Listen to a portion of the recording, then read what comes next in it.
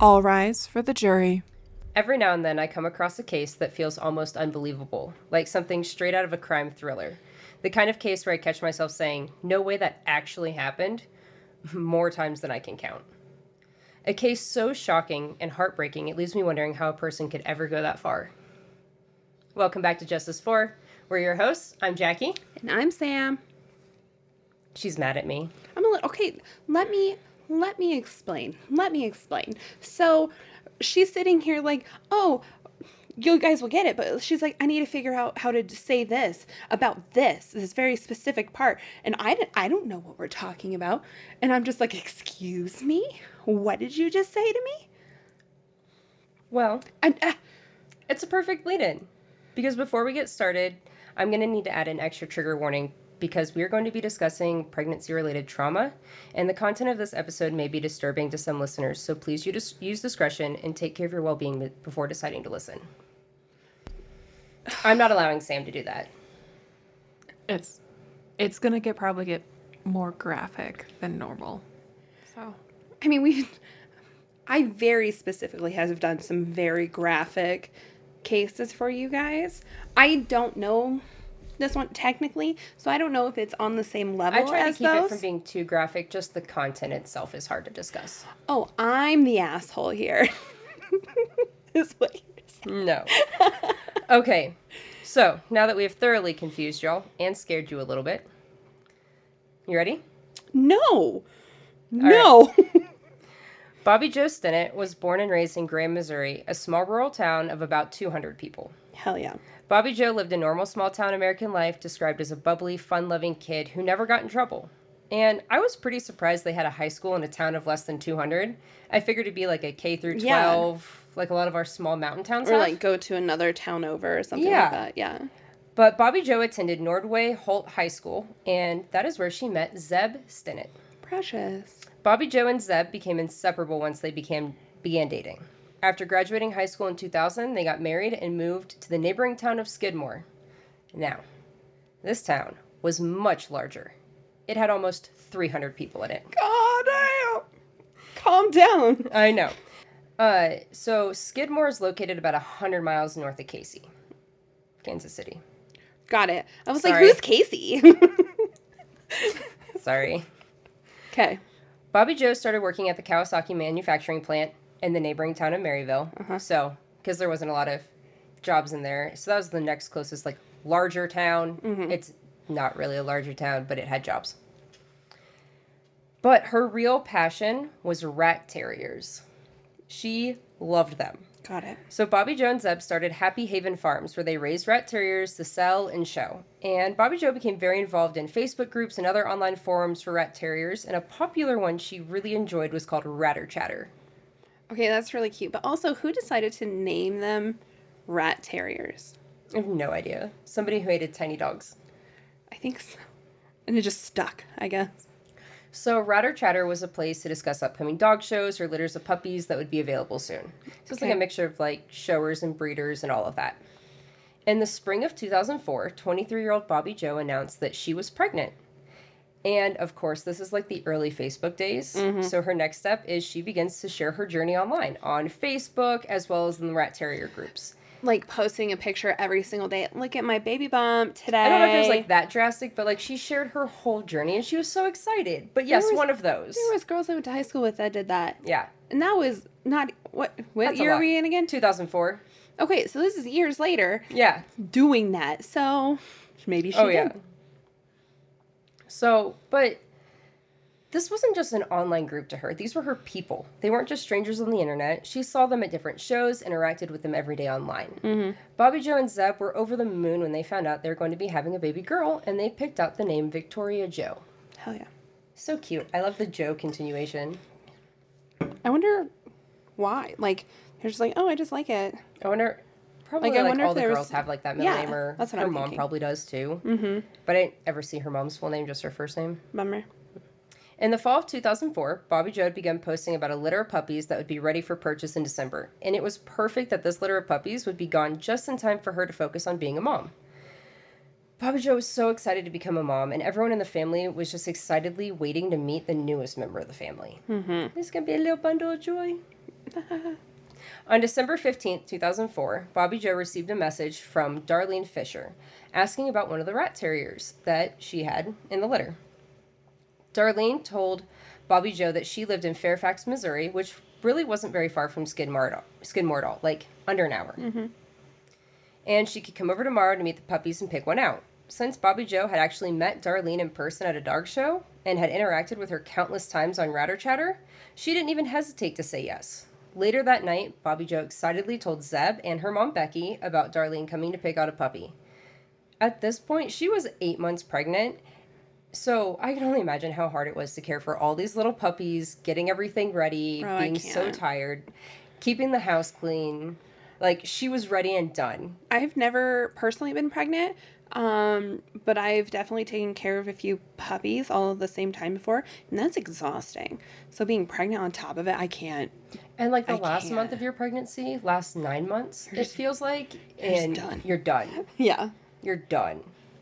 So the next day, December 16th at about 12:30 p.m., Darlene arrived at Bobbi Jo's house to pick out her puppy. Mm-hmm. Bobbi Jo let the puppies outside in the yard. They played and talked for a few hours. Until Bobbi Jo's mom, Becky, called at 2:30 and asked if Bobbi Jo could give her a ride home from work that day. Okay. And she said, yeah, she was showing some of the puppies, but she should be able to be there by 3:30. Mm-hmm. At 3:30, Becky was waiting for Bobbi Jo to pick her up. And waiting. Hold on. Sorry, I'm confusing myself with all these names. Who was looking at the dogs? Darlene Fisher. Darlene Fisher. Mm-hmm. Proceed. So, Becky was, I mean, it's a few minutes past 3:30. Okay. But that is how unlikely it is for Bobbi Jo to be late. When she says she's going to do it, she's going to do it, and she just talked to her. Small town people, they know what's up.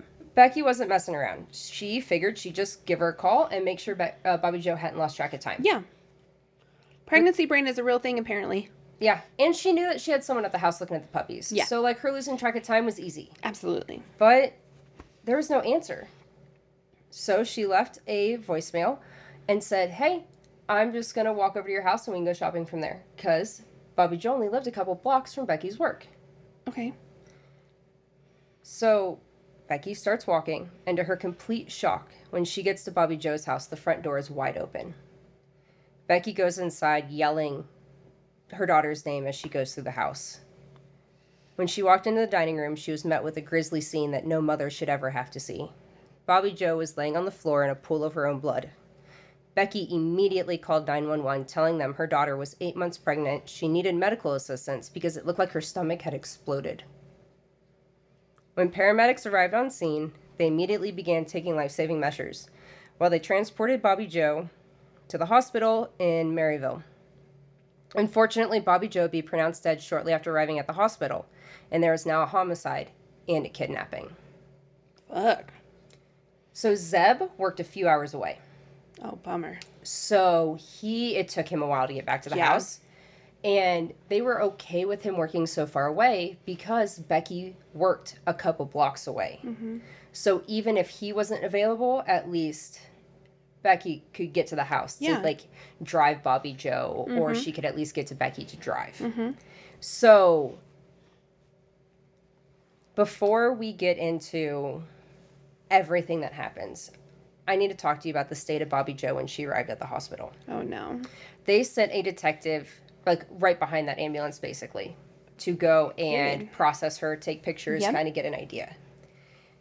She had bruising on her face. Her hands and arms were covered in defensive wounds. There were 2 separate ligature marks on her neck, showing she had been strangled twice.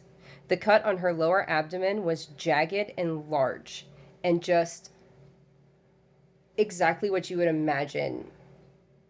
The detective said he's never seen anything like that and couldn't even imagine that someone could do that to somebody. Okay. The umbilical cord was cut. This led them to believe that the baby could actually still be alive, because if the baby survived the C-section and is being taken care of, there's even a better chance of them finding the baby alive. Yeah. It was also noted that Bobbi Jo had blood down her legs, on her feet, including, like, between her toes. This only would have happened if she stood up after the C-section began and tried to get away. Fuck, dude. Ugh. Ugh.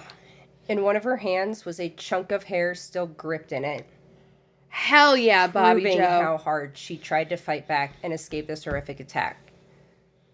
Hell yeah, Yeah, Bobbi like Jo. she fought for her. Like she fought so hard. God damn. Police and now investigators were back at Bobbi Jo's house trying to figure out who the hell did this and where was Bobbi Jo's baby. Sorry, I'm gonna say it. I'm gonna say it. Just based off of the wounds, I feel like there has to be two people involved. Okay. Just based off of the wounds specifically. Okay. There was no sign of forced entry into the house. It didn't look like a burglary had taken place. All the dogs were accounted for. Everything in the house was untouched, except the room Bobbi Jo was found in. Since Zeb was a few hours away, it was going to take him time to really confirm all of that. But from what they could see, that was it. But Becky was there. She lived nearby and was very close to Bobbi Jo and Zeb. So the detectives turned to her to learn more about the hours and days leading up to the murder. Yeah. Becky immediately told them about the woman who came to look at the puppies that day. She said to check the computer and they will find all the messages. Meanwhile, neighbors told police that they had seen a dirty red car parked outside the house that afternoon. Like a red car that's just dirty. Yeah. So while they were going through Bobbi Jo's computer to find out who was at the house that afternoon, the police get on putting out an Amber Alert.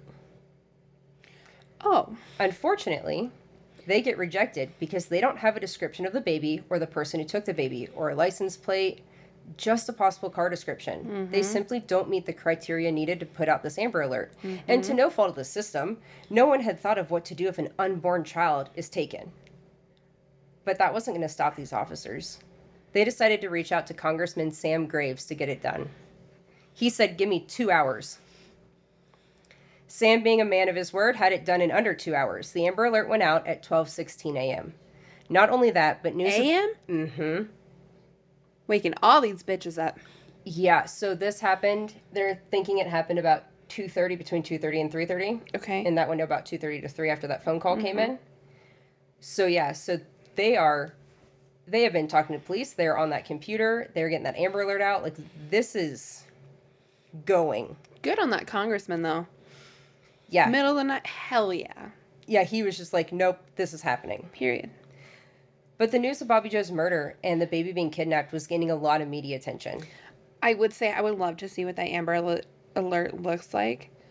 I Just couldn't find it. That's fair. Because, like, I'm just trying to figure out, like, what that description would have been. But also, you're surrounded by a bunch of small towns. Someone's going to see something. Oh, yeah. Go on. I'm getting ahead of myself. But the news wasn't just spreading like local media. We were getting further than that. Because the Facebook community and the rat terrier community picked up on it. And it was spreading in there. How? Because they were in the message boards. I'm going to say that somebody, like, it was, Like they're a trying to friend find this close to her or baby. something. So the Amber Alert goes out. Everyone's sharing about Bobbi Jo. It's spreading through the message boards, all the Facebook groups. And especially if she's super involved in those groups. Like, if she was so involved in them, everyone's going to share something. Investigators found the messages from Darlene and saw that she was in Fairfax, Missouri, not too far away. Turns out, there is no Darlene Fisher in Fairfax, Missouri. In fact, Darlene Fisher doesn't even exist. I beg your finest pardon? But they do have an email address for her. Fisher4Kids. What? So they tracked down the IP address location to a Kevin Montgomery in Melbourne, Kansas. Not wanting to get tunnel vision, they viewed this person as a witness, or possibly the suspect. Detectives decide to drive to Melbourne, Kansas to interview whoever came to see the dogs that day. Okay. This is where I want to say that they were working throughout the night with any and all resources to find this baby as fast as possible. To my surprise, they had nothing but seasoned homicide detectives all over this case from the moment responding officers stepped into that house. I have to give a lot of credit to those responding officers for recognizing the crime for what it was. How many times have we seen officers not secure a crime scene because they're not sure of what they're looking at? Period. Like, the amount of veterans that took on this for love homicide that. was insane. So for timeline purposes, it is now the next day. A Okay. couple investigators are driving to Kevin Montgomery's property in Melbourne, Kansas to follow Yeah. up on that lead. Probably happy to escape the chaos that was now arriving in small town Skidmore. By the time the sun came up, every major news outlet in the country had satellite vans outside the sheriff's office. You couldn't walk 5 steps without a camera and a microphone in your face. I don't doubt that one bit. The word of Bobbi Jo's murder and the kidnapping of her newborn had spread across the country. Like, insane. Like, Do you think Nancy was there? Oh, I bet you she was. Police are getting tips called in from people in the rat terrier community, saying that a lady named Lisa Montgomery needs to be looked Oh, at. fuck off. One person said she just announced she had her baby the same day that Bobbi Jo was murdered, and her baby was taken, saying they were suspicious that Lisa was never pregnant because she never looked pregnant. One lady in Georgia said that Lisa had actually contacted her to help train her daughter, like teach her daughter how to show dogs. Mm-hmm. And the day that Bobbi Jo was murdered and the baby was taken was the same night that Lisa called her to say that she had a baby girl.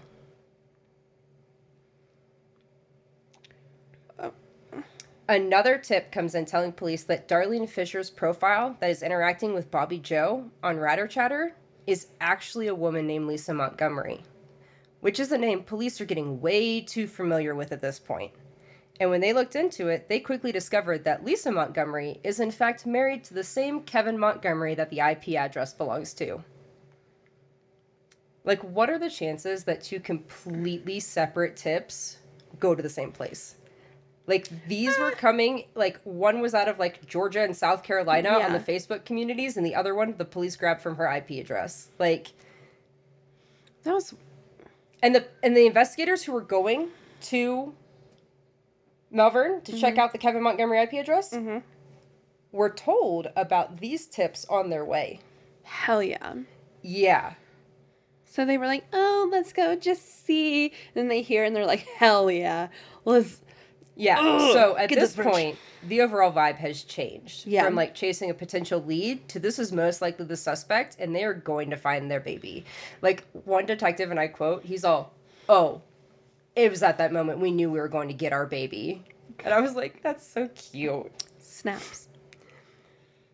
Also, because this kidnapping has clearly crossed state lines, FBI agents in Topeka were sent to the house, and the FBI has now officially entered the chat. Hell yeah. All just because it's state line cross? Mm-hmm. Period. Kevin and Lisa live in a very rural area of Kansas on farmland. So not exactly a neighborhood. So, you know, there's a lot of space to kind of watch them, and they have room. Okay.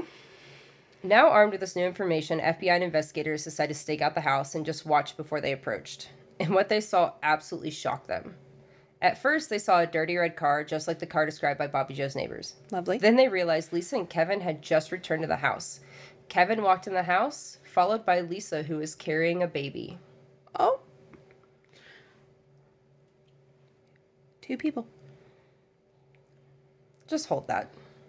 Held. This is all the detectives needed to see, and they were ready to go in and get the baby and their suspect. The FBI, on the other hand, was like, no. Let's go ahead and go make a plan, gather some info, and then we'll go in. And detectives said, fuck that. There's 5 of us. We saw the baby. We have an IP address, a million tips of evidence leading us here. We can do it without a team. Hell yeah. And turn the car around. And the FBI went, okay, let's go. Hell yeah. So when detectives go up to the house, all the dogs started barking outside. And so Kevin comes outside. And they just point blank said, hey, Kevin, we are here investigating the death of Bobbi Jo and the Amber Alert for her baby. And Kevin then invited them into the house saying, my wife just had a baby yesterday. What? Kevin leads detectives into the house where Lisa was just smiling, sitting on the couch, holding a newborn. And as detectives were taking in the room and checking out the baby from a distance so that they wouldn't spook Lisa while she had the baby, the most ironic thing possible could have happened. Oh no. Oh, what? The TV was on in the living room, and started playing the No. Amber Alert for Bobbi Jo's baby. So they then tell Lisa that they are investigating the murder of Bobbi Jo and the kidnapping of her baby. Lisa pretends like she doesn't know who Bobbi Jo is. And Kevin steps in and says, "Yes, you do. We talked about this morning." Lisa said, "Oh, yeah. Yeah." And then she just told investigators that she gave birth to her daughter Abigail yesterday in Topeka, Kansas at a birthing center. They asked if she had any paperwork from the birthing center, and she told Kevin she left it in his truck. So, go and get it. But Kevin couldn't find it anywhere. And Lisa also couldn't produce it. So, investigators gave the birthing center a call, and they were told that they had no record of Lisa Montgomery having a baby there yesterday. Period. Investigators knew they had to get this baby away from Lisa without alarming her, and the main priority was to keep the baby safe. To everyone's absolute shock, Lisa just simply handed the baby to him when they asked. What? They took the baby straight to the hospital to be looked at, baby. calling Zeb to let them know that his daughter had been found and seemed to be perfectly healthy other than a cut above one of her eyes. Oh, shit. Like just a small, tiny cut. Little Nick. Yeah. Investigators decided to separate Kevin and Lisa to talk to them. Once outside with investigators, Lisa says, "Okay, now that Kevin isn't around, I can tell you the truth." She then told them that there had been some financial problems, so she decided to have the baby at home with the help of two of her friends to save money, but she didn't want him to know. When asked about the names of the friends so they could speak with them, Lisa changed her story and said they weren't physically there, just on the phone with her in case she had issues. When asked where she gave birth, she said she gave birth in the kitchen, then went to a nearby creek to dispose of the placenta. Ew. Yeah. Since it was cold outside, the detectives took Lisa to his car to continue the conversation. While in the car, he noticed that Lisa had a Band-Aid on her finger, and she also had what looked like dried blood around her cuticles, so he asked Lisa about it. And she said that after she gave birth at home, she loaded the baby up to drive to Topeka so she could call Kevin, but she got a flat tire on the way there and had to change it.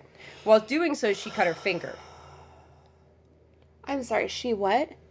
Yeah, supposedly after giving birth in your kitchen, you walk all the way to a creek, you throw your placenta in it, and then you get in a car and drive like an hour or two. And then you also change a tire on the way after you've literally just shot a baby out of your vagina. I couldn't even walk like 5 steps to the bathroom without wanting to cry, let alone squat down and change a tire. Oh, So, like, what an interesting story to tell. I'm... But then, Okay. Kevin's parents showed up to the house, and this caused Lisa to absolutely panic. So much so that she was practically begging them to take the questioning to the police station. Why would it matter if his parents show up?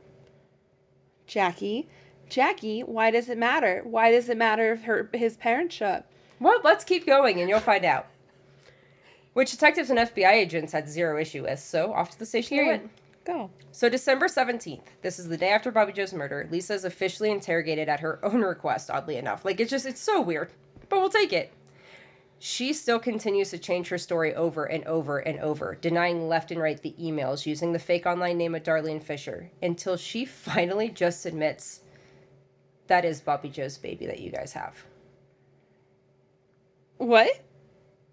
And I'm sorry. And she did kill Bobbi Jo. She just straight up goes, "I did it." And then she decides to walk investigators completely through the whole thing. What the fuck, Jackie?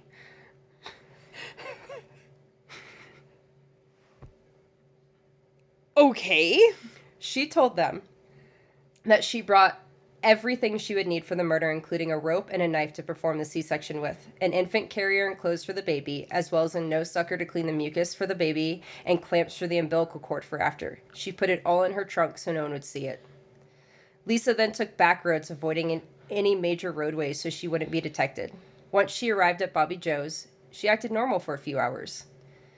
But once Bobbi Jo got that phone call from her mom, Lisa knew she needed to act fast. So after Bobbi Jo put the puppies back in their kennels, Lisa attacked Bobbi Jo using the cord to strangle her until she was unconscious. Lisa then used the kitchen knife to cut into Bobbi Jo's abdomen, causing her to regain consciousness. A struggle ensued, and Lisa strangled Bobbi Jo a second time, this time killing her. Lisa then removed the baby from Bobbi Jo's body, cut the umbilical cord, and took the baby and simply drove away while holding the baby in her arms and pinching the umbilical cord. I thought she had clamps for the umbilical cord. After driving a short distance from Bobbi Jo's home, Lisa stopped to clamp the umbilical cord and to suction any mucus from the baby's mouth. Finally, the baby began crying, and she noted that other than a cut above her eye, she was uninjured and healthy. She then proceeded to clean the baby with baby wipes, retrieve the car seat she had stored in the trunk of her car, and place the baby in the seat. She then drove to Topeka, Kansas, where she called Kevin, telling him that she had gone into labor while Christmas shopping, and she had given birth at a women's clinic in Topeka, and asked him to meet her at the Long John Silver's parking lot near the clinic, which he did. He also brought Lisa's daughter and son along to drive her car home, while Lisa, the baby, and Kevin drove home in his truck. In a Long John Silver's parking lot? Yeah. I wonder if she got some hush puppies. Bro. I mean... Ugh. You had to. That's a lot of work. You're really hungry after she's that. Probably hungry after that. Who wouldn't want hush puppies? But, like, you're going to understand why this woman is so stupid in a minute. Oh, great. When I already thought that she was. So. I know. When Okay. investigators spoke with Kevin, he said that Lisa called him at work and said she had the baby while Christmas shopping and to meet her in the Long John Silver's parking lot in Topeka. So he drove to Topeka and picked her up in the parking lot. Then he came home and enjoyed their daughter Abigail, calling friends and family to let them know. They even slept in the living room that night with the baby in the bassinet. The next day, they went to church and ran some errands. His employer verified he was at work all day until he got the call from Lisa. He is an absolute fucking idiot, but he is not a guilty party in any of this. He has absolutely nothing to do with it and had no idea that was not his baby until the police showed up. Okay. He's an absolute fucking idiot. Like, the dumbest of dumb grown men. Yeah. But he is 1,000% innocent. Truly. I mean... Okay. I'll tell you more later, obviously. I know. But, like, that's why I just kept looking at you and you said there was 2 people involved, because I was like, it sounds like it. To me, it still feels like it. There's zero evidence that Kevin was ever involved in any of this or knew anything about it. Like, maybe it wasn't Kevin. Maybe it was one of her stupid friends. I'm gonna spoiler alert right now. There's absolutely nobody else involved in this. Son of a bitch. Okay, that's fine. However, but it's so wild that your brain is trying to justify how this happened. Yeah, it is. Okay. I'm also now currently trying to justify, one, how did this man not realize, like, the pregnancy... Oh, we're gonna get into that. 2,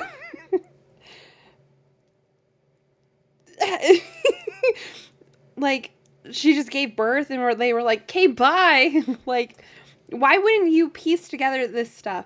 Because he doesn't have kids. You didn't do research the entire time your wife was saying she was pregnant?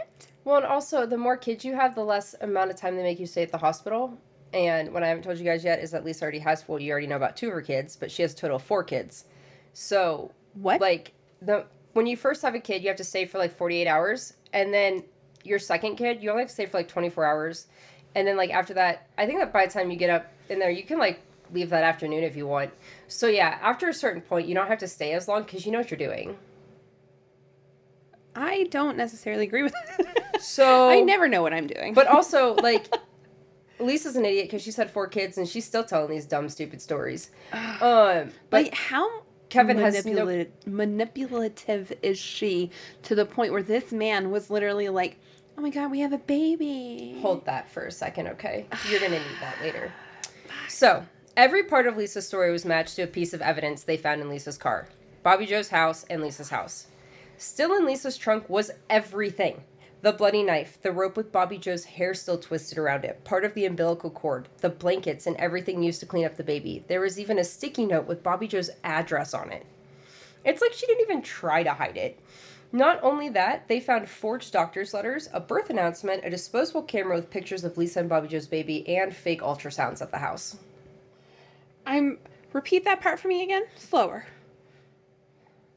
At the house? Yeah. Forged doctor's letters, birth announcement, disposable camera with pictures of Lisa and Bobbi Jo's baby on it, and fake sonograms. Lisa and Bobbi Jo's baby. Yeah, the baby she stole. She was just sitting there snapping pictures of On a this fucking disposable baby. camera with her and the baby. You're- Within that 24 hours. You're lying to me. I'm not lying. All right, man. Her computer showed that she began stalking Bobbi Jo when she announced her pregnancy. Oddly enough, Lisa announced her pregnancy not long after Bobbi Jo did. No way.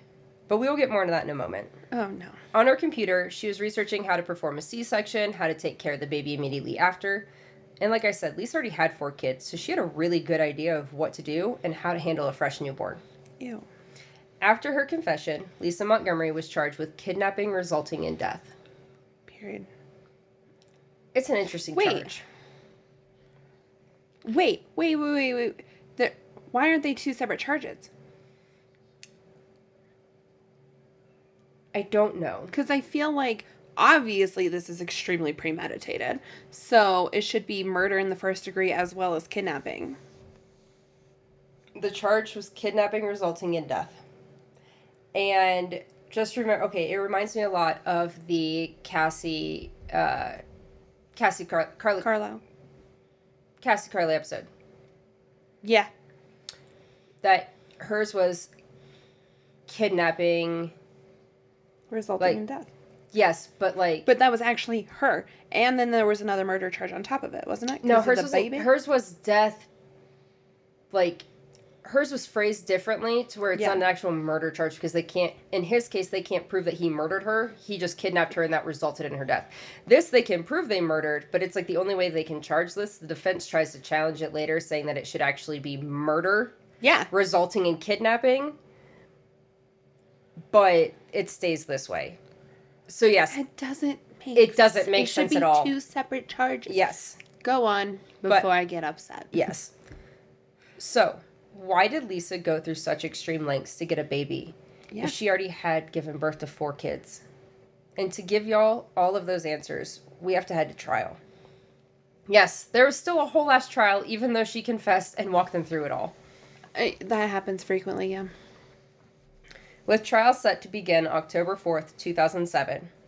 It wasn't really about if she did it. They all knew she did it. She admitted to it and told them how she did it. The question was, is she competent to stand trial? Is she in a sound state of mind? Because this was now a death penalty case. Period. And I feel like she probably easily could have gotten off with insanity, though. And in response to that, Lisa filed her notice of intent to assert the defense of insanity. Look at that. I'm a genius. I would love to say I'm surprised, but we saw that coming a mile away. Clearly. So naturally, the next step is to have Lisa evaluated by specialists, picked out by the defense and the state. Okay.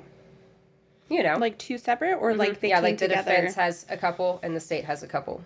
And then they get together and compare notes. Amazing. Yes. Both doctors for the defense diagnosed Lisa with depression, borderline personality disorder, PTSD, and pseudocyesis, also known as phantom or fake pregnancy. It's a rare condition that causes a woman to experience pregnancy symptoms without actually being pregnant. Women experiencing pseudocyesis experience abdominal enlargement, reduced menstrual flow, subjective sensation of fetal movement, nausea, breast engorgement and secretions, and labor pains at the expected date of delivery. What the fuck? So you can mimic an entire pregnancy without actually growing a fetus. What the fuck? How? It is a pseudocyesis. It is a rare condition. It can happen. We're going to talk more. I will tell you, so I am not a strong moon whatsoever, and I'm not explaining this well enough. So I used to work with this girl who was pregnant, and I did not have that.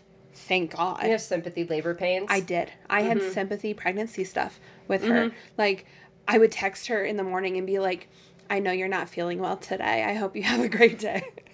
Because I felt like shit. But it's real. Her and I were together literally all day, every day. Yeah, so that's like a sympathy, like a mirror instance of this. This is like you think you're pregnant so much that you can actually make your body mimic pregnancy. That's fucking terrifying. Oh. The state's doctors agreed with the depression, borderline personality disorder, and the PTSD diagnosis. All on the same page there. But they didn't. PTSD from? Murdering someone. Usually, when they have PTSD, it's because they just murdered somebody. Yeah, all right. But they did not diagnose her with pseudocyesis, going on to state that there are 2 forms of pseudocyesis. No.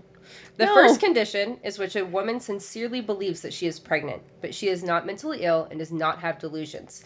The belief usually ends when the woman is confronted with evidence that she is not pregnant. Oh. The second involves mental illness, usually schizophrenia, and the delusion of pregnancy. The delusion is a firmly held conviction that the patients continue to believe that they are pregnant even after being confronted with evidence that they are not. Please. Don't get upset yet. Doctors went on to state that she had 0 physical symptoms. Her pregnancy story wasn't consistent from the beginning to end. Women experiencing pseudocyesis don't change the story or forget details. They also don't try to conceal it. Lisa couldn't even keep straight what gender her baby was. If she was having twins or just one baby. She never showed any physical symptoms of being pregnant except showing Kevin a positive pregnancy test. And she just told him he stopped getting her period, and he goes, well, she stopped buying pads. This man really is a fucking idiot. Mm-hmm. And Stop she would buying crave really weird foods, too. But Lisa... I'm not pregnant and I crave weird foods. Shut up. I know. But Lisa wouldn't allow Kevin to come to any doctor's appointments. She didn't even set up prenatal care. She also marked not pregnant on an insurance form in September of 2004, months before the murder. And one more thing. Did I forget to mention that Lisa had a complete hysterectomy in 1990 after the birth of her 4th kid? Yeah, you did miss that part, Jackie. Did Kevin know about it? No, he did not. You're fucking lying. You're fucking lying. So he didn't know. Okay. What? About her hysterectomy. Because they got together after. Yeah? So you know what's coming next. The defense ordered PET scans and MRIs to prove that Lisa was suffering from pseudocyesis. The defense swearing up and down the scans showed proof, and the state disagreed that the scans showed anything. Ultimately, it was ruled that the scans would be excluded from trial. Lisa was deemed competent to stand trial, still clinging to her insanity plea as trial began. But also, like, her scans also showed a whole bunch of other fucked up shit in her brain. But it wasn't pseudocyesis. We talking like... Let me just say this and then it'll answer your questions. Oh, From the start, the defense claimed that Lisa did this because of her childhood. And I would like to add a second trigger warning here. Oh, fuck because off, Jackie. I was actually not expecting this, and this will be the only place that I really talk about this part. Lisa was born into extreme poverty. Her childhood controlled by sexual violence, addiction, and mental illness. Lisa's mother, Judy, drank her entire pregnancy, causing Lisa to be born with organic brain damage. I'm not entirely sure what that means. Fetal alcohol syndrome. Well, yeah, but, like, it wasn't, like, a super big deal, because, like, she was fine, but, like, it was still there. Does that make sense? Like, it didn't affect her overall. Born in what? The 60s, 70s? Yeah. Of course it wasn't a big deal back then. But, like, No offense. she was in normal classes in school and stuff like that. Okay. Okay. Some people can. There's still signs. I know. I'm just saying that, like, we She hit seemed normal normal. milestones and everything like Yeah. that. That's what I'm trying to say. Lisa's father left when she was little, leaving behind Judy, Lisa, and her older sister, Diane. Judy was a violent, mean mom, and she would beat Lisa and Diane with anything she could get her hands on. The punishments were somehow worse than the beatings, and she would put the girls in cold showers, or she would strip them naked and lock them outside the house in the cold. She would put duct tape over Lisa's mouth when she didn't want to hear her talk anymore, and as a small child, like toddler preschool age, Lisa learned to not cry with the duct tape over her mouth because her nose would get stuffed up, and then she couldn't breathe. Judy even went as far as to kill the family dog in front of the girls using a shovel. Judy's run for Mother of the Year didn't stop there. Judy had a revolving door of men in her life, and when Diane was only 8 years old, one of Judy's friends would come into her room at night and rape her while Lisa was in the next bed over, close enough that the girls could hold hands. Eventually, social services removed Diane from the house, but they left Lisa with Judy for some reason that no one knows. Diane didn't see Lisa again until this trial. I also want to add that I read Diane had a very strong reaction to leaving Lisa at that house. She could not stop throwing up all over the car when she realized Lisa was left behind. Then Judy married Jack, and he made Judy look like a saint. He was a mean drunk, and he punched and kicked and choked the kids. Oh yeah, he also had sons that he brought into the marriage. From the very beginning, Jack's abuse to Lisa had a sexual edge to it. He would make her strip naked before he would spank her, and when Lisa was 11. Jack started coming into her room every night and raping her. And when she would try to resist, he threatened to kill her whole family, or he would threaten to start raping her little sister. Jack and Judy They had another daughter? Yeah. Jack and Judy moved over 10 times before moving to the middle of nowhere into a rundown trailer, where Jack built a small room onto the side of the trailer so he could use Lisa as he pleased without anyone being able to hear or see. Not long after moving to this trailer, Judy began inviting men over to the house to have sex with Lisa in exchange for services, work on the house, and money, telling Lisa that you have to earn your keep somehow. How else would we pay for anything? And it was the only thing that she was good for. Judy actually testified to all of that at her divorce hearing to Jack. The judge had the audacity to scold Judy about this, then turn around and not report it or do anything about it, even though he was still within the statutes of limitations to do something about it. Lisa was also going to school during this time, and classmates and teachers knew something was going on at home. Lisa was even moved into the special ed classes because she was becoming so withdrawn, but nothing was done. She even confided in a cousin who was a police officer about being gang raped in her house, telling him Judy set it up to happen, and this is a direct quote from him. She said it was over and over, one right after the other, and it went on for hours. They were also physically violent. They would beat her if she was doing it wrong. And when they were done, they would urinate on her like she was trash. I was horrified. End quote. But yet he did nothing to report it. He didn't even try to help her. He just left the house. As an active police officer. At 17, Lisa got engaged to her stepbrother Carl at her mother's insistence. No surprise here, the abuse still continued, but this time at the hands of her stepbrother. Lisa and Carl went on to have 4 children in the next 4 years. After her 4th child in 1990, Carl and Judy forced Lisa to get a complete hysterectomy, which absolutely destroyed Lisa. Lisa's defense team was all male, which shocked me thoroughly. So even though I just gave you a very clear layout of her childhood, the defense did not do such a smooth job with it, even though it was their entire defense strategy.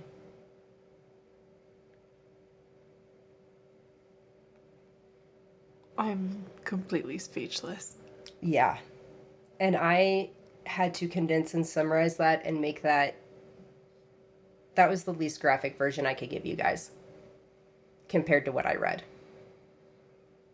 That was the tame version of Lisa's childhood. The state focused more on what happened after Lisa's hysterectomy. In the years following the procedure, Lisa claimed that she had 4 more pregnancies. Once in 1994, while separated from Carl, Lisa had an affair and claimed that she was pregnant. Lisa and Carl later reconciled, and she stopped making the claim. Lisa and Carl would officially get divorced in 1998, the youngest child being 8 at this time.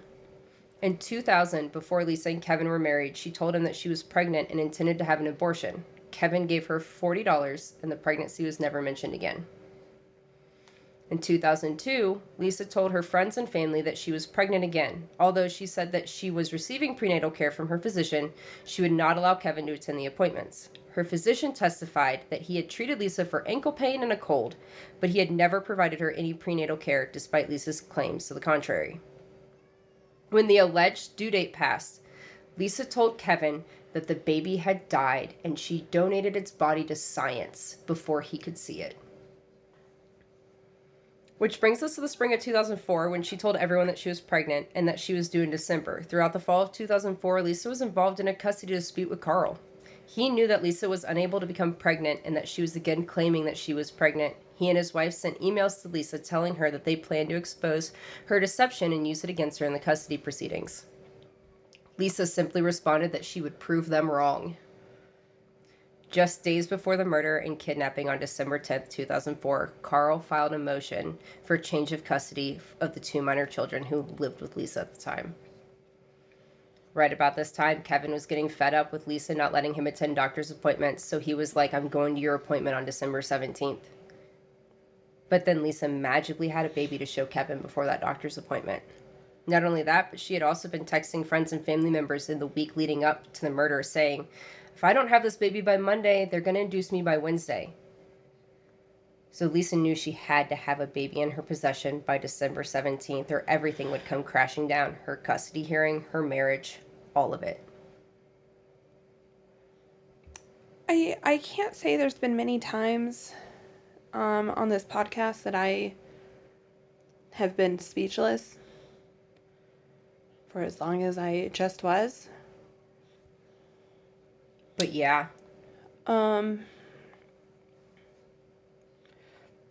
What? Yeah, I did not expect that to come out about Lisa. And for all of it to be corroborated in a divorce hearing by her mother.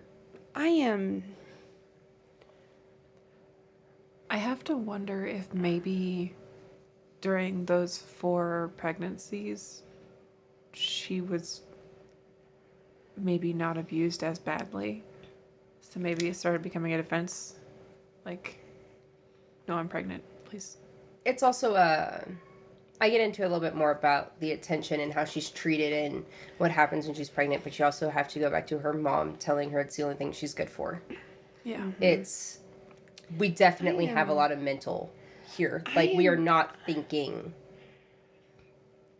I am genuinely, like, I have so many questions. You want me to go through the end of the trial? Maybe I'll answer some things for you. Let's do it.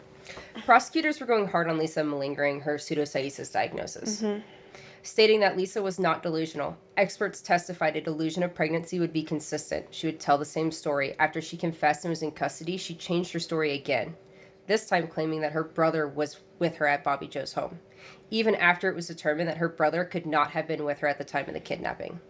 His alibi, it was physically impossible. He was not there. And he also was like, I was not there. Lisa claimed to have amnesia before and during Bobbi Jo's murder. She also gave inconsistent reports on how many pregnancies she had experienced. In 2 Bureau of Prison medical forms, she claimed 4, but during psychological exams, she was vague, sometimes reporting 3 additional pregnancies. Doctors concluded that Lisa malingered the 2004 pregnancy. In other words, she knew she was not pregnant, but told people that she was. Mm-hmm. The defense disputed this testimony so hard, their experts claimed that inconsistent stories were not evidence of malingering, but Lisa's delusional state, explaining the malingering involves a consistent story because it's a planned volition? Yeah. A planned volition and a lie, and that a delusional state involves constantly changing the story to accommodate the delusion and then forgetting what you said earlier. Because Lisa's delusional state fluctuated, her story also fluctuated. Doctors stated that Lisa's symptoms of pregnancy, her extensive internet research on home birthing, and her minimal research on C-sections delivery supported his opinion that she was not malingering, concluding that Lisa was suffering from severe mental disease or defect when she committed the crime and that she was unable to appreciate the nature and quality of her acts. I do agree that she was suffering from some mental defect. Absolutely. I just don't believe it was pseudocyesis. I am going to agree with that. Nor do I think it's schizophrenia No. in any way, shape, or form. This also is a addition onto the PTSD she experienced, though. Yes, and so her PTSD is obviously not just from the murder. And I guarantee, so I know they diagnosed her with BPD. I wonder if it's more than just borderline, though. That they need to work with her more because of how extensive her background is and everything else. Yes. And we'll get into that a little bit more at the end as well. Okay. So it's 2 completely different takes on pseudocyesis. It's up to the jury to decide which way that diagnosis goes. During trial, Lisa's children also testified, and prosecutors did not hold back. The defense was spinning... How old are her kids? So quick? 2 were adults. Okay. And then in 98, someone was 8. So by 2004... 6, or no, so 8 plus 6, 15. So teenagers, Jesus, late teens. Fuck. So the other 2 were late teens, and the other ones are going to be their adults. Early adult, early. Sorry, 20s. You guys just got to watch me do math in real time. That was quicker than it normally is. I'm very proud. Because the defense was spinning Lisa as a caring mother of 4 who had always been there for her kids. She was loving, had always been their support system. Okay. She had 4 kids in 4 years and stayed home with them. Prosecutors, on the other hand, took another approach, asking Lisa's daughter if Lisa had ever apologized for the suffering she caused the family, and if she was actually a good mother for letting her children testify and be a part of such a high-profile trial. Fuck off. Yeah, the defense was like, can you stop? Okay, so usually I'm always on the prosecution side. Don't But do they went a that. little too hard there on that one. That's not okay. In closing statements, the defense basically said it boils down to the fact that Lisa was raised to believe that she was good for one thing and one thing only, and that was to make and have babies. And when her mom and stepbrother husband forced her sterilization... Why'd you say it like that? I'm so And her sorry. stepbrother husband? Why did you have to say it like that? I'm sorry. Continue. Forced her sterilization, as they kept referring to it, which is really off-putting. They just kept referring to it as her sterilization, and I was like, can we Like, I stop? understand that's, like, medically what it is, but... That's ew. why I used hysterectomy so many times up there. I was That's like, I don't fine. like this. That's fine. Just keep saying that. Go with what you feel. It caused what was left of her mental health to completely decline, referencing her lying about multiple pregnancies and why she desperately so needed to have another baby and why that was her... Like, identity. in that custody battle, she had told the court that, like, she's trying to get sympathy by saying she just had a miscarriage. And that's when Carl was like, you can't even have kids. And then she was like, I'll prove you wrong. Yeah. Prosecutors focused on how Lisa was not a good mother, and that a good mother would have never forced her children to testify in a high-profile trial or put them through it to begin with, stating she was lying about her pregnancies and being very calculated about them and how the custody of her other children was at stake. Lisa knew what she had to lose. She had to come up with a plan. She wasn't a desperate woman who needed to keep having babies. She was a woman who wanted to continue to receive the attention that pregnancy and newborn babies gave her and would stop at nothing to keep her lies hidden. I mean, yeah. I get it. Yeah. After 11 days of trial and some deliberation, October 22nd, 2007, the jury unanimously found Lisa guilty of kidnapping resulting in death. They also agreed to the death sentence, which is rare, but if there's ever been a case for it, I'm pretty sure this is it. Yeah.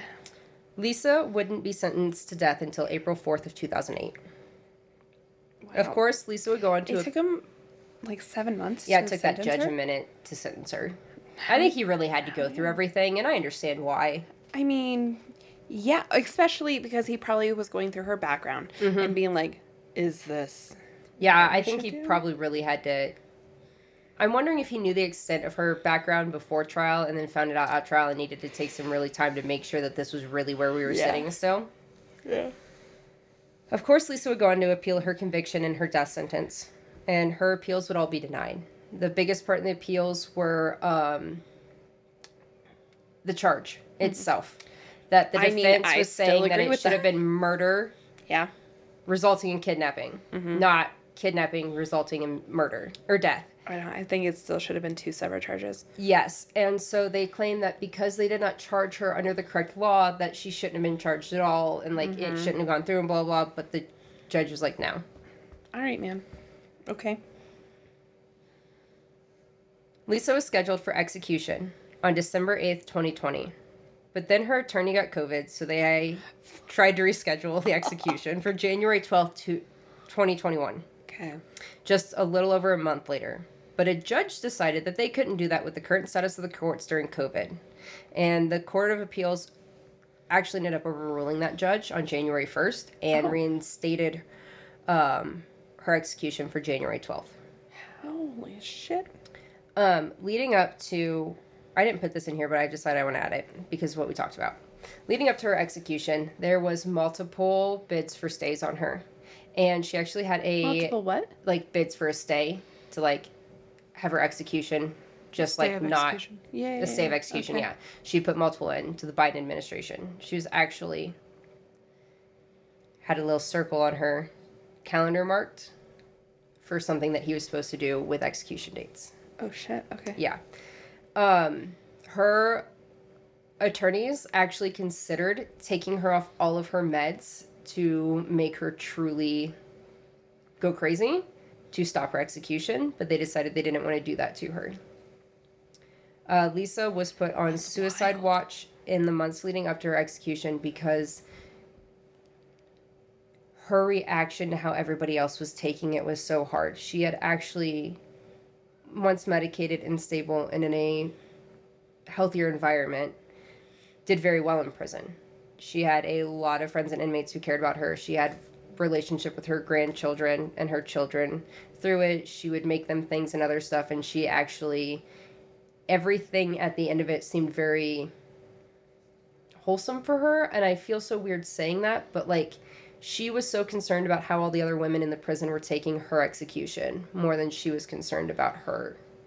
And she didn't want her family to be there because she didn't want them to see it. Like, Interesting. yeah, it was very, very interesting how... Look what can happen when you get on the right meds and actually take And them, in a guys. healthy environment, and you Crazy. can work on yourself and do it. And I mean, but like, let's face it, that woman went through hell in her whole life. I'm not saying it excuses what she did. It does not Yeah. make any excuse for what she did.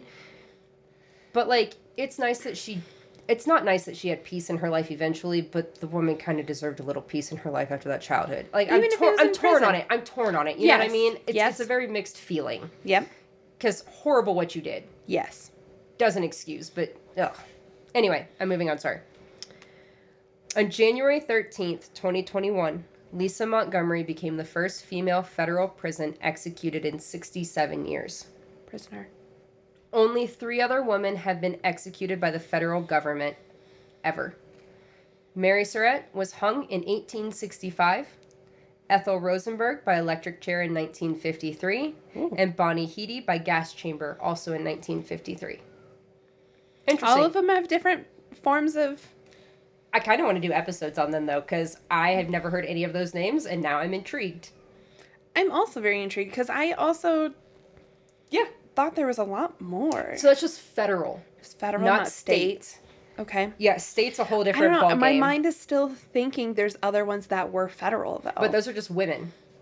But they could have Yeah. been state, and you thought they're federal, because federal's Just 'cause of how involved. big But it this, was, yeah. yeah. Interesting. So, yeah, but I also thought it was interesting. 3 different forms Yeah. of execution, and varying years. The 1865. I That like one's it. going to be fun to research. I like it. Let's hope there's research. Yeah, so I'm going to put those ones on it, because I want to do those. I think that's going to be fun. By all means, it's all you. Zeb went on to raise Victoria Jo with the help of his family and the entire community who just showed up and showed out for them. They have lived a quiet life since this horrible, horrible tragedy, and neither one of them have really spoken out about any of this, which is totally understandable, and we just hope people continue to respect their privacy and letting them live their lives. She's 21 now. Mm-hmm. God damn. I know it seems like we are doing the exact opposite of that with this episode. In every episode we do, we try to be as respectful as possible to the victims and their families. Bobbi Jo suffered an unimaginable fate, and the least we can do is shout her name from the rooftops so people remember Bobbi Jo for who she was and not what happened to her. And maybe, just maybe, her story can help someone else be more cautious of people while pregnant. Mm-hmm. I know it sounds crazy to not trust anyone around you alone after a certain point in your pregnancy. But I've seen way too many of these cases where someone is giving away free baby clothes or items, or a super pregnant mama is trying to make some extra money selling items before the baby comes. So new rule here on Justice 4. After the 7-month mark of pregnancy, use the buddy system. Always. If you don't have a buddy, we'll be your buddies. Exactly. FaceTime us. Share that location. We got you. That's true. You can set up friends. We can all get a Life 360. There we can go. do that. We have Justice 4 Life 360. We can do that. Everybody. We'll do that for you. Bobbi Jo was only 23 years old when her life was cut tragically short. Before we talk about Bobbi Jo, can I ask my questions that weren't answered? Yeah. Yeah. I know you don't have answers for me. I might. Tell me. Ask me. What you got? First and foremost, did anything happen to her mother? Any charges, literally anything, come to her mother? Bobbi Jo's mom? No. Judy? No. Oh, but do you want to hear what happened to Carl? I do, yeah. So Carl ended up getting arrested in like 2021 Period. for like lewd acts with a minor in his apartment. Ew. Yeah. And then he was supposed to go to trial or get charged or sentenced on like the 21st of November, like later in November. He killed himself in the middle of November. Like before he like ended up going through with all that stuff. Okay. It says he died, but like I'm pretty sure he just killed himself before that happened. I'm going to say yay to that, but I also really feel bad for their kids, though, because their parents are gone. Yeah. For really fucked up reasons. Yes. So no, Judy never got charged or held accountable for anything. that fucking bitch, is she dead? Probably. God, I hope so. that's fine to say. Judy was... Also, Fuck Judy. all these gross ass men. You disgust me. Ew. Also, I really enjoyed confusing the crap out of you with Darlene Fisher when I showed you 0 Darlene Fisher pictures. Uh, you showed me one picture at the very beginning, and I think it was Becky. Diane is Lisa's sister. When we show each other pictures, there's no context behind them.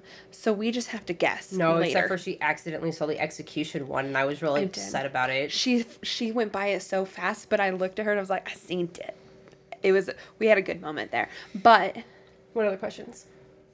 I think I'm just more disgusted still. And like the fact that nothing was fucking done. Like, I really genuinely hope her children and her other siblings have spoken to a professional or spoken to someone. Maybe they found Jesus in their life. I don't know, but that's just... I hope that those kids did not have as bad as a fate as... Because I guarantee the boys that came in, that she ultimately ended up marrying one, I guarantee all of them were beat senseless. Oh, yeah, because I said it. Jack used to choke him and hit him, And all then of it. she had another sister. And Diane, I know you had nothing to do with this, and I feel really bad for you. That was her name, right? Mm-hmm. I feel really bad for you. Why didn't you try to find your sister? She was 8. She grew up. Or like 8 or 10. I know, but you got to think about how hard that was to try to find her anything else, and she's dealing with her own shit. Ugh. She had to deal with her own shit. I mean, I understand, get that. Diane. No hate. That was my other question. Was how did she not get pregnant at all until her and Carl got together? She probably did. I just wasn't in there. Like, I mean, I never read about any pregnancies that she had before then. So who knows? or maybe her mom forced her to be on birth control.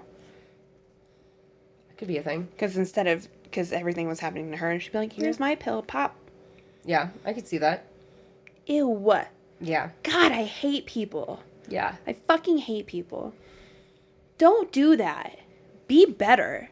Jesus. Proceed. Tell us about Bobbi Jo. Bobbi Jo was only 23 years old when her life was cut tragically short. Wait, she was only 23? Yeah. God damn it, Jackie. She was so excited to become a mom, and she would have been such a good mom according to everyone in her life. And I know it's a cliche, and we probably say it too much. But Bobbi Jo really was a joy to be around. She was infectious and just so full of life. She was friendly with everyone and loved meeting new people at dog shows. She had such a passion for breeding and showing rat terriers. In fact, just weeks before the murder, Bobbi Jo came to Lisa's defense at a dog show over the legitimacy of her dog's pedigree. Bobbi Jo just reassured everyone that it was probably just a misunderstanding that could be sorted out. And that's just the kind of person she was. She was always there to help mend things and just kind of smooth stuff over and just be there. And she always thought the best of everybody. 23 years is such a short time to experience life, but Bobbi Jo seemed to love her life and her little family that she was creating. She was so loved that they had to turn people away at her service because they couldn't fit any more people in the building. Good God. They had to have people wait outside, and they just poured into the streets in the following for her burial. Mm-hmm.